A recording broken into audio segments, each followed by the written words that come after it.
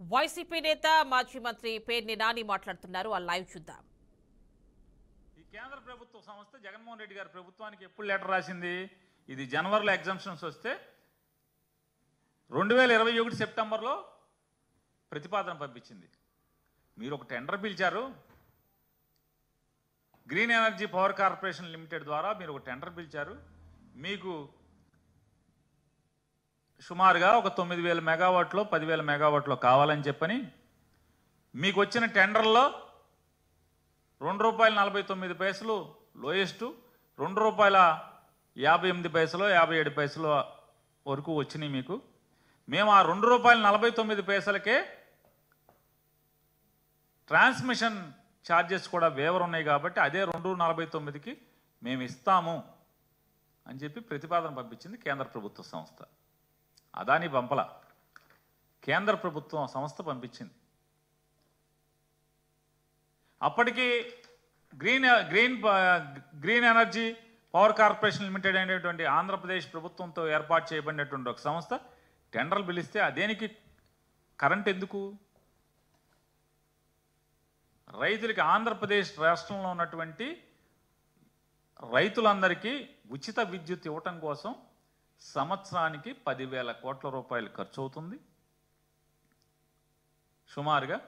అంటే దాదాపుగా దానికి కావాల్సిన కరెంట్ అంతా కూడా సంవత్సరం రైతుల వాడకం పెరుగుతుంది, కరెంటు ఛార్జీలు పెరుగుతున్నాయి. కాబట్టి రాష్ట్ర ప్రభుత్వం మీద భారం అంటే ప్రజల మీద భారమే.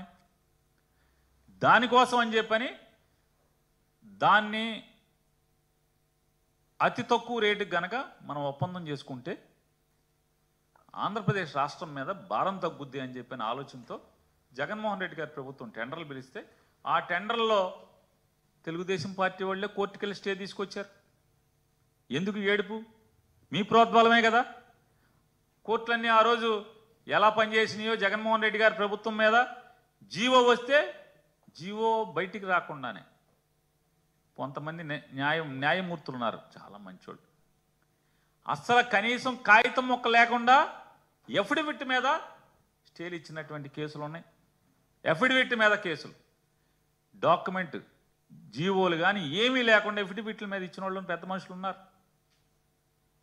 పేర్లు అనవసరం, వెళ్ళిపోయారు ఇక్కడి నుంచి. ఆ స్థితిలో మీరు కోర్టు నుంచి మీ ప్రోద్బలంతో స్టే వచ్చింది. ఆ టెండర్ల మీద స్టే వస్తే ఈలోపు కేంద్ర ప్రభుత్వ సంస్థ ₹2.49కి 25 సంవత్సరాలు అదే రేటుకి మేము ఇస్తాము అని చెప్పింది. ఏం తప్పేంటి? ఇవాళ దీన్ని తప్పు పడుతున్నాడు రామోజీరావు గారి అబ్బాయి. దీన్ని తప్పు పడితే నేను అడుగుతున్నాను,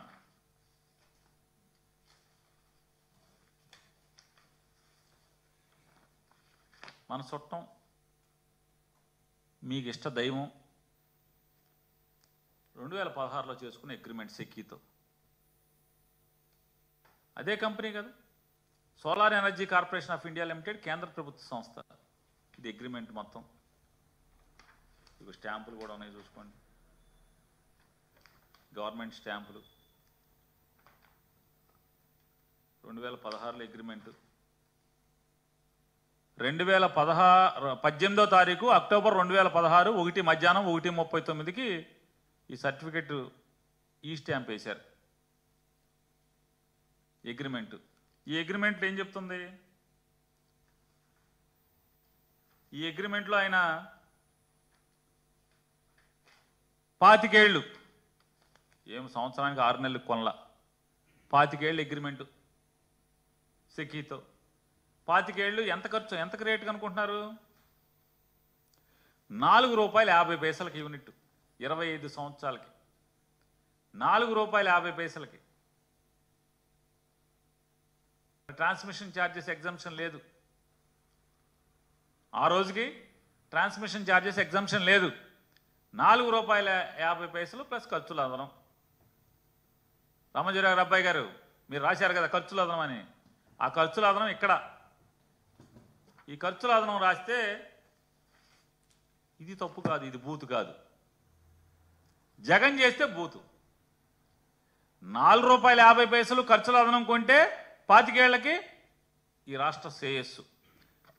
₹2.49 పాతికేళ్లకి ₹2.49 ఖర్చులు లేకుండా, అదనపు ఖర్చులు లేకుండా జగన్ కొంటే అది బూతు, అవినీతి. ఆయన రాస్తాడు, చంద్రబాబు నాయుడు గారి ప్రభుత్వం 2014 నుంచి 19 దాకా విద్యుత్ ఒప్పందాలు మొత్తం చూసుకుంటే ₹4.84 చొప్పున 3,494, అంటే నేను చదివే ఒక్కొక్క కేటగిరీ నాన్ కన్వెన్షన్ అంటే నాన్ రెన్యూవబుల్ ఎనర్జీ నుంచి వచ్చేది 34.94 మెగావాట్లు, 133 ఒప్పందాలు, ₹4.24 చొప్పున